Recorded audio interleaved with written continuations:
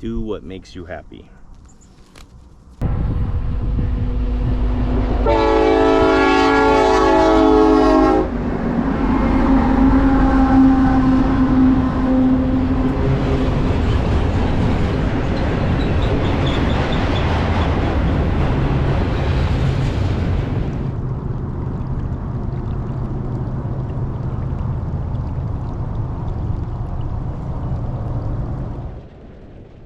Welcome back to the fun. Time to strap into the navigator's chair of the old fake Jeep with Brutus and I and continue on our cruise through the Cajon Pass. In the last video, we went back in time a bit to check out the site of the old Cajon Junction train depot, as well as a few unique places along the way. In this part of the series, we are continuing on our adventure off of the beaten path on our way to Sullivans Curve and to visit some places that still exist today. Stay tuned because along the way we will see plenty of trains and a bit of wildlife action too. Please be sure to like, share, and subscribe because the more that ride along the better, and I hope you enjoy Cajon Pass Trains Part 2.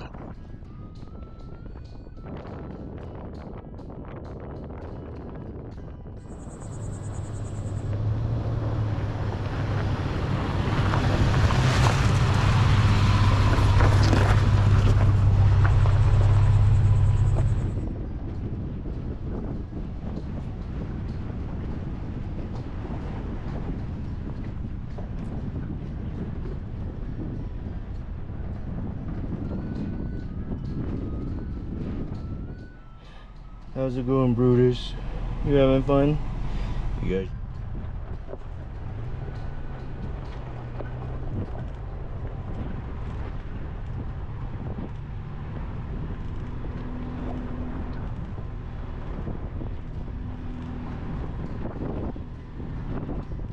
First stop on our way to Sullivan's Curve is Hill 582. It's located on top of that small hill in the distance where the trees are.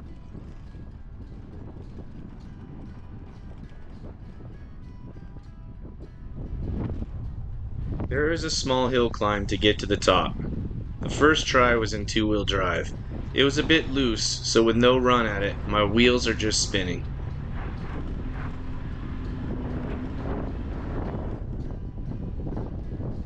I had to back the old fake Jeep down and stab her into 4 low bro and give it another try.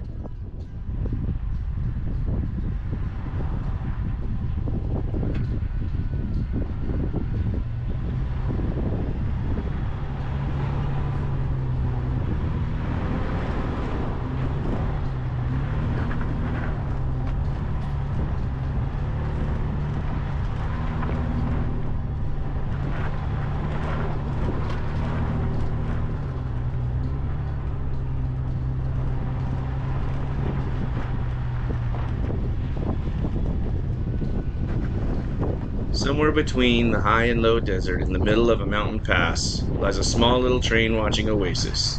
This is Hill 582. It was simply another hill by the tracks that was frequently used for rail fanning for decades. Then a man from Switzerland named Werner Muir, along with a man named Don Tolles, aka the Hill Tender, began to transform this hill into what it is today. He has a great website dedicated to the history of Hill 582. There is a link in the video description below. I highly recommend checking it out. There are tons of pictures and a full story of how this amazing place came to be. So this is Hill 582, and it's another popular train watching spot. Here are some memorials to some of the men who have worked in the railroad. This particular spot at Hill 582 is called the Drawbar Memorial.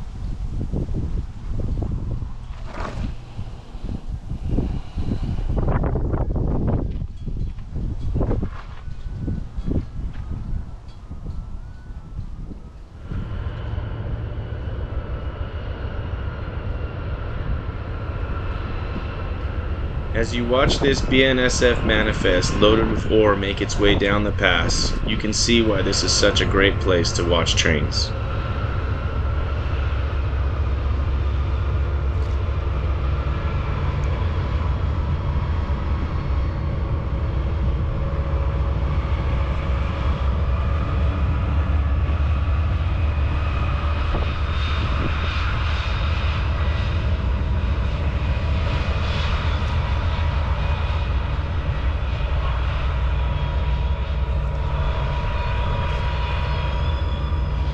Just look at the views this place has to offer. They are simply stunning.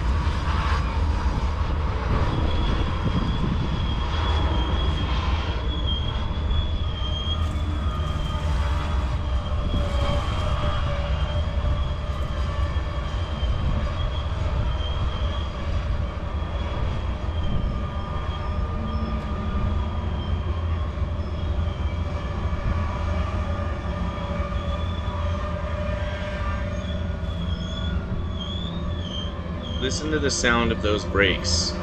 It sounds like they're screaming in agony as they work to keep the train from running away down the steep grade.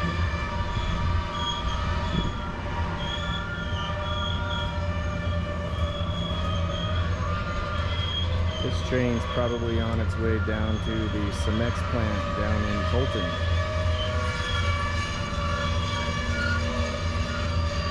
Maybe not.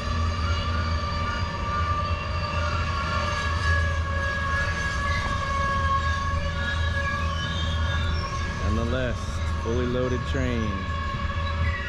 To be honest, I don't really care where it's going. It's just super cool to watch this thing cruise down the pass. Brutus likes checking it out. What do you think, Brutus? Is it a cool spot? Check out trains? Mm-hmm.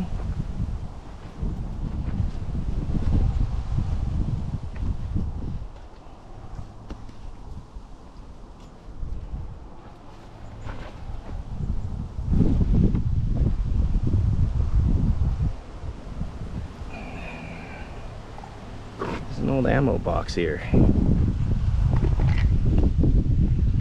Let's see here.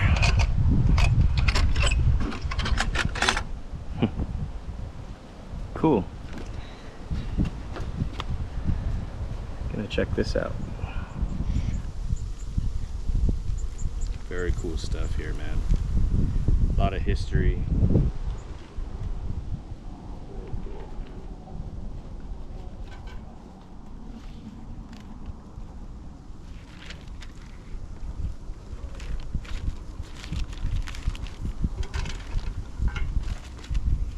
Well, let's add our little brutal history here, Brutus.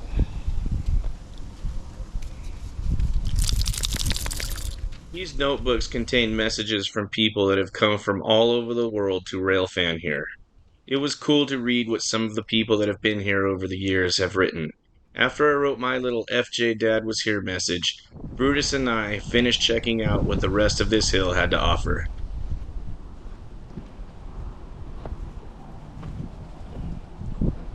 Bird feeder.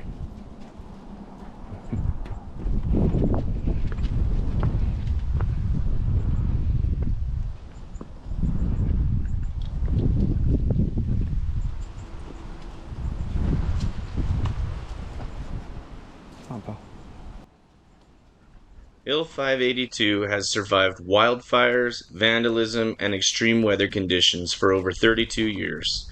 It is a special place that is preserved by a group of people that still enjoy it today, and from what I can tell, even the hill tender himself at over 90 years old still comes to visit from time to time.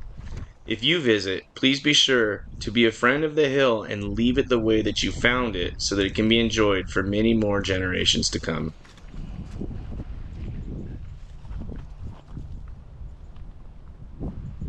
I did not include any photos from Mr. Muir's Hill 582 website for a few reasons. One being that I could never do the history of this amazing place justice. If you are interested, definitely click the link to his site in the description after you finish watching this video. I promise you, you will not be disappointed.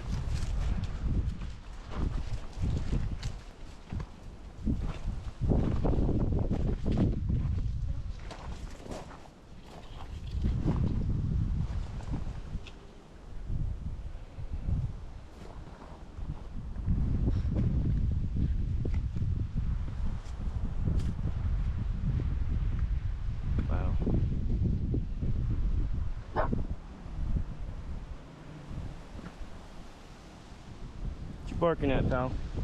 Some rosemary, a little garden up here. Very cool.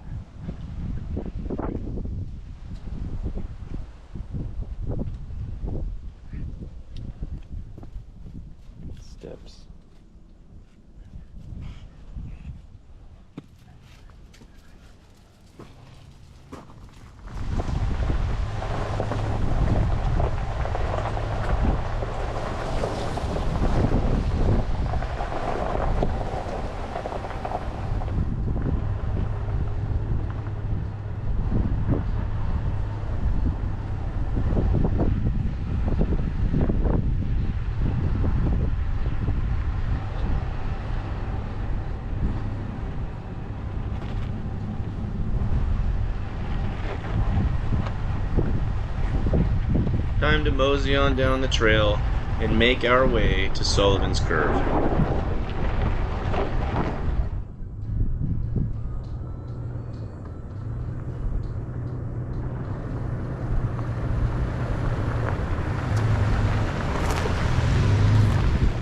This is an old section of one of the original paved routes through the Cajon Pass.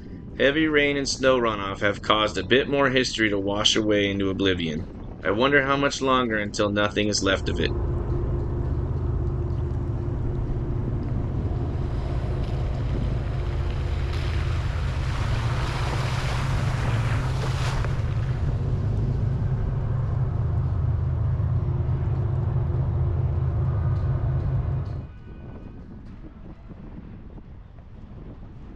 Further down, a section of what was once the old National Trails Highway, are two monuments within just a few hundred feet of each other, the Mormon Pioneer Trail Monument and the Stoddard-Waite Monument.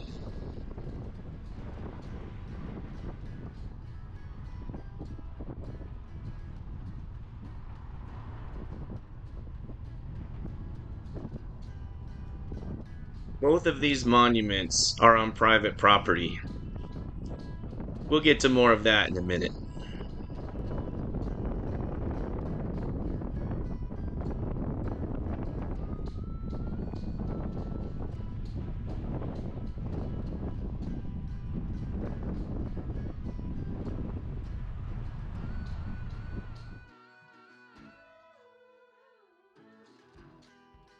As I pulled up on the Mormon Pioneer Trail Monument, I was lucky enough to catch a pygmy Dinosaurus rex catch and eat his prey. Watch the top of the screen closely.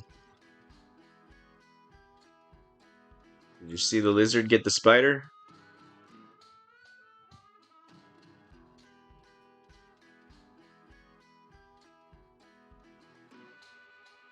In 1851, the wagon route ran past this location along the base of the mountains into the valley.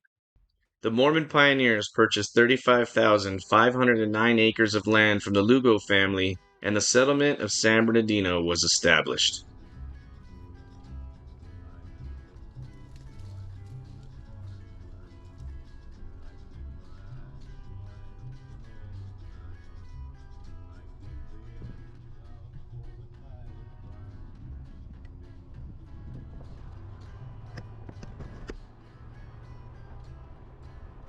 Just to the northwest, about 300 feet away, hidden from the freeway by huge cottonwood trees, buried in willows and surrounded by gardens of several different types of cacti, is the Stoddard-Waite Monument.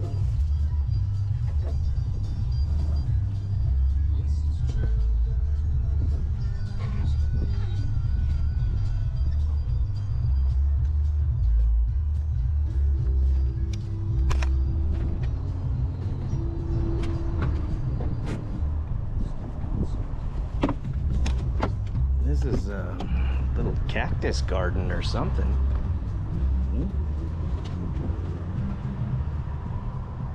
Another monument over here. This obelisk was erected by Sheldon Stoddard and Sidney P. Waite in 1912 to commemorate when they came over this trail as children and became friends as they helped drag the dismantled wagons through the Rocky Pass in 1849.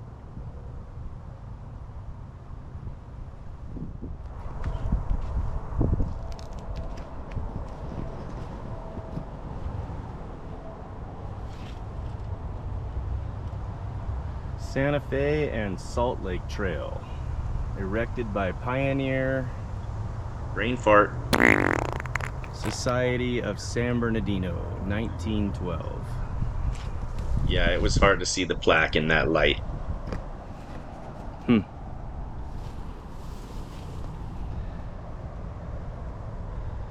on that side. Very interesting. All these monuments are obelisks.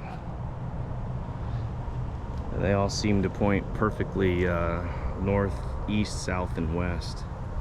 Yeah, when you know, you know. Facing north right now. Very interesting indeed. Cool little spot though, hidden back here in the pass.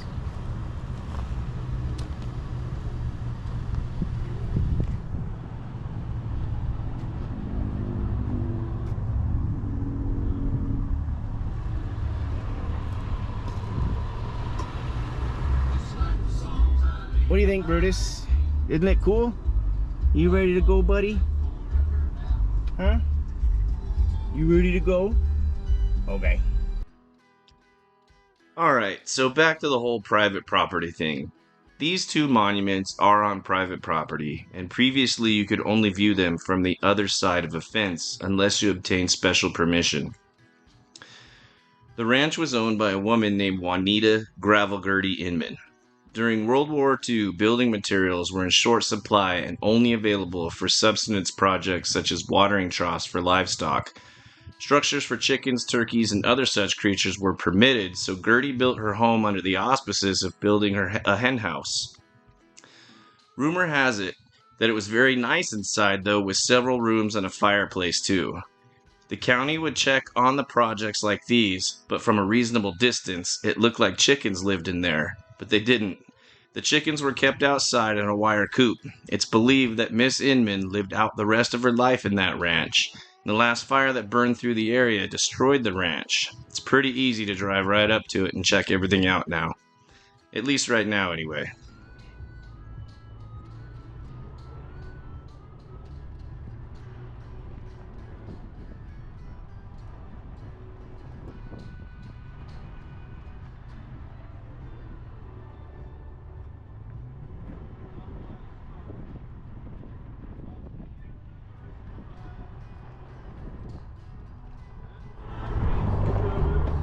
Alright, so I just stopped and stabbed her into 4 low bro so that we could get up over this last hill to get to the last stop for today.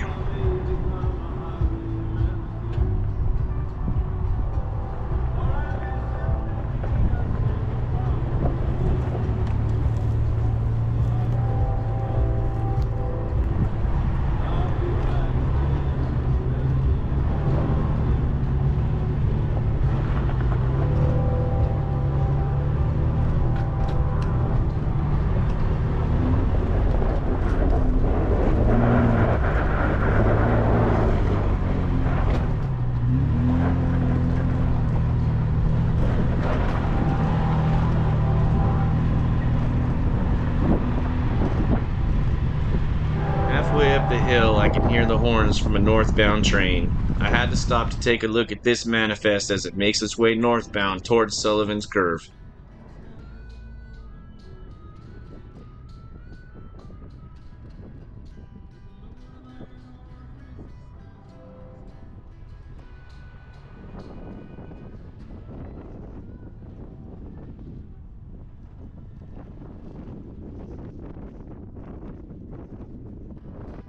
And there it is, Sullivan's Curve in all of its glory. Big beautiful rock formations and trains coming from either direction. It don't get much better than that. Let's go check it out.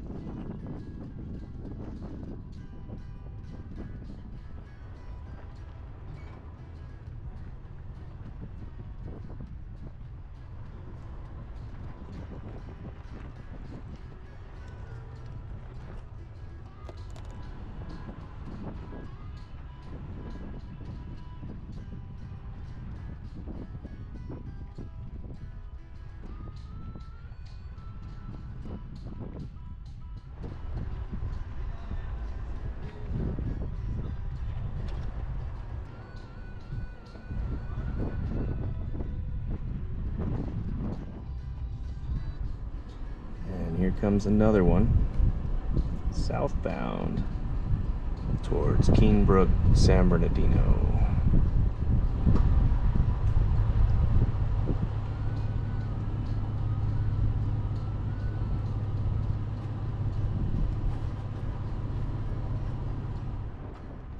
And just up here on the right side, you'll see the trail marker for the Pacific Crest Trail that I mentioned in the first video. Both trails intersect right here in this little ravine.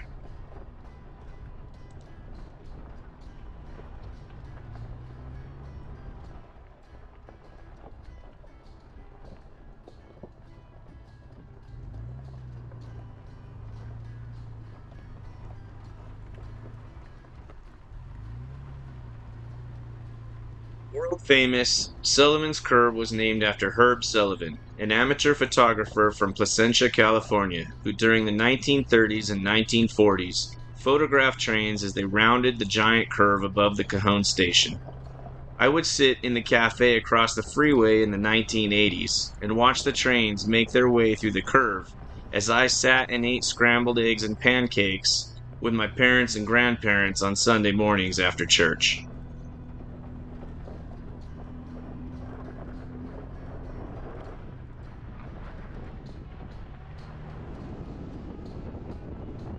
Okay, so we have made our way to the northern end of the curve first, and we'll follow it south along the bend towards what was once the Cajon station.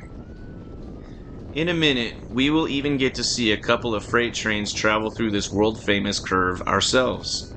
But for right now, as we cruise around the curve, we can pretend that we are on one of the many trains that have made their way around the bend for over 100 years.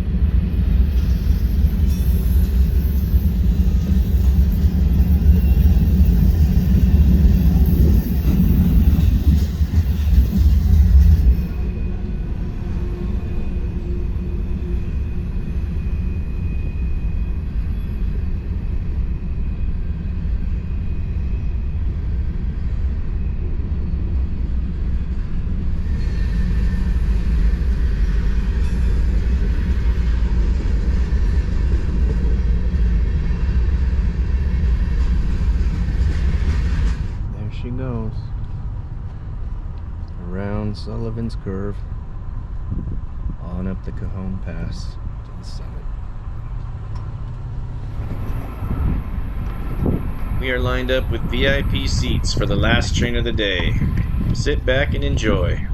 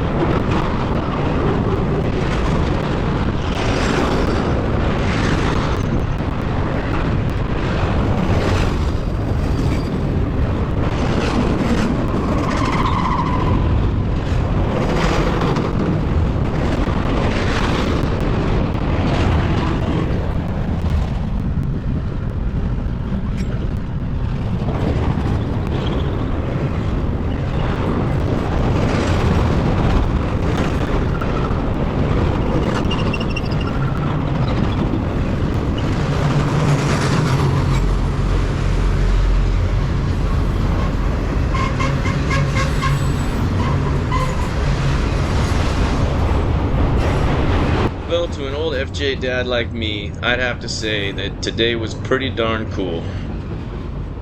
That's gonna be it for this leg of the trip, and in the next episode we will finish up our journey cruising the fake Jeep through the Cajon Pass with Brutus.